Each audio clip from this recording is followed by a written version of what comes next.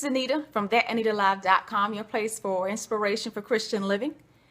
And let's talk about the Samaritan woman for a minute. I heard a pastor tell his congregation today, ladies, if you keep picking men that mistreat you, stop picking. Sounds simple, doesn't it? He said, ladies, if you keep picking men that disrespect you, stop picking. Sounds very simple, but that's not how we do it, is it? We don't stop picking. Each one seems to be a little different. And I bet the Samaritan woman thought the same thing. When I was a little girl, I would sit on the screened-in porch behind my grandmother's rocking chair. And I would listen to her dispense wisdom to all the people that came by to ask about what should they do about things at church, or what should they do about things in their lives. And she always had something very slick, very comical, but very to the point to say. This one lady came by one day, and from the moment she got out of her car, I could hear her crying. She was just wailing. I could hear her crying so hard. She made it to the gate. She made it onto the porch through the screen door and sat down on the bench across from where my grandmother was sitting. She just kept crying. Tears were everywhere. She just kept crying. My grandmother never said a word. It was so odd. My grandmother, the silver-plated tongue of the South, always had something to say.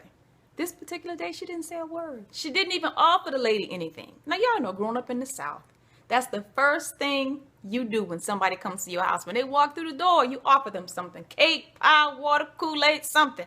My grandmother didn't offer this woman anything. Very odd. The lady sat there and cried, wailed and cried. I couldn't make out a lot of what she was saying, but she kept saying something about her man, her man.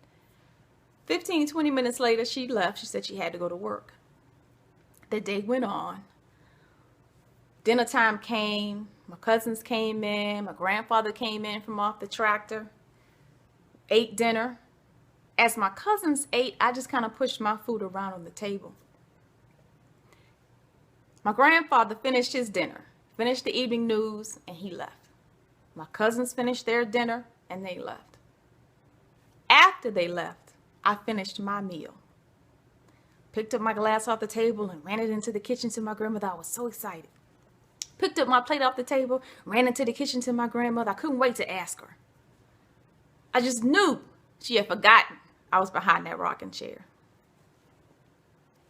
Gave her my plate, and I said, Big Mama. She looked down at me. No, she glared down at me. Leaned all of her weight back on one heel, put her hand on her hip, and said to me, Baby, he was never hers to begin with. And then pointed for me to retire for the evening. As I skipped away, I heard her say something about me being a nosy little rascal, but I didn't care. Where'd she think I get it from? Fast forward 10 years.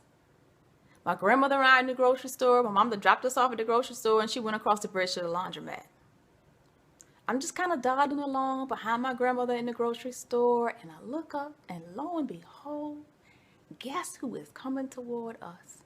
That very same woman from the porch from 10 years ago is pushing her cart and coming towards us. She recognizes my grandmother and begins lamenting again about her life. She's not with this man anymore. She was living with that one. Now she's not. She's dating this one. Now she's not dating this one. She's dating that one.